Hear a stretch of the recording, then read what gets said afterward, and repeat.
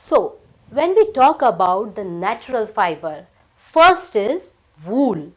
We are going to study about what are the different animals from which we obtain this wool. So, we are having the wool yielding animals. The first one is alpaca and llama. These are a different and special characterized animals that are actually belonging to North America. ये north America में पाए जाने वाले खास विशेष जानवर होते हैं जिनसे कि एक खास तरह का ऊन या वूल प्राप्त किया जाता है।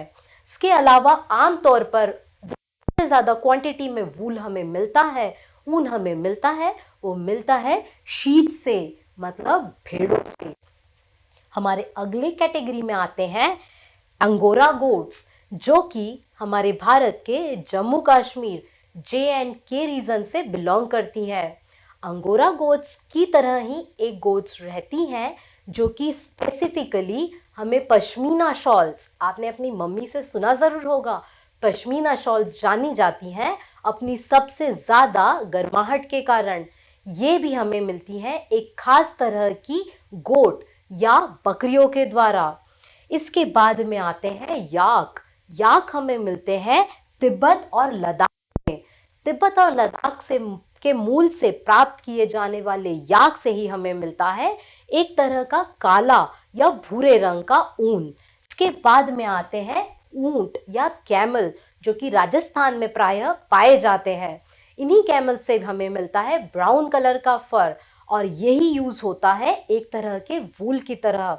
आप समझ गए होंगे कि वूल सबसे ज्यादा मात्रा में या सबसे ज्यादा क्वांटिटीज में हमें मिलता है शीप से, बट सिर्फ शीप ही एनिमल्स नहीं है जिनसे हमें वूल मिलता है। गोट्स, कैमल, याक और लामा अल्पाका जैसे जानवरों से भी हमें वूल मिलता है। जब हम बात करते हैं शीप्स के बारे में, भेड़ों के बारे में, बिल्कुल आपने सुना तो होगा ही कि भेड़ बिल्कुल कुछ ऐसे ही नजर आती है। तो आपको बता दें कि भेड़ के सभी बाल या सभी रेशे ऊन की तरह यूज नहीं किए जाते हैं। भेड़ों के जो रेशे या फर होता है दो तरह का होता है। उनके हेयर्स को दो कैटेगरी में डिवाइड किया जाता है। पहली कैटेगरी होती है कोर्स बियर्ड हेयर, जो कि आमतौर पर थोड़े घने बाल होते हैं। इसके बाद में आते हैं फाइन सॉफ्ट अंडर हेयर, जो कि छोटे और ज्यादा स्किन से लगे हुए होते हैं।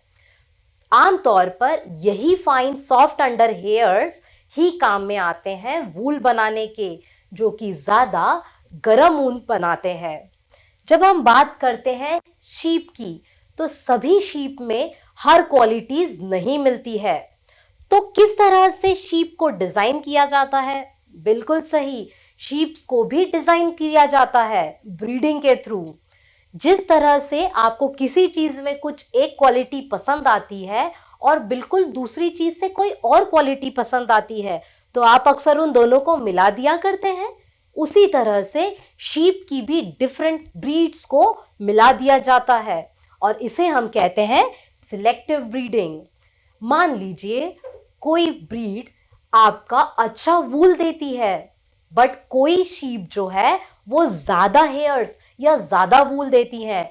इन दोनों शीप को ब्रीड कर दिया जाता है और क्रॉस करके जो ब्रीड बनती है, अब वो ज्यादा वूल भी देगी और ज्यादा फाइन वूल भी देगी।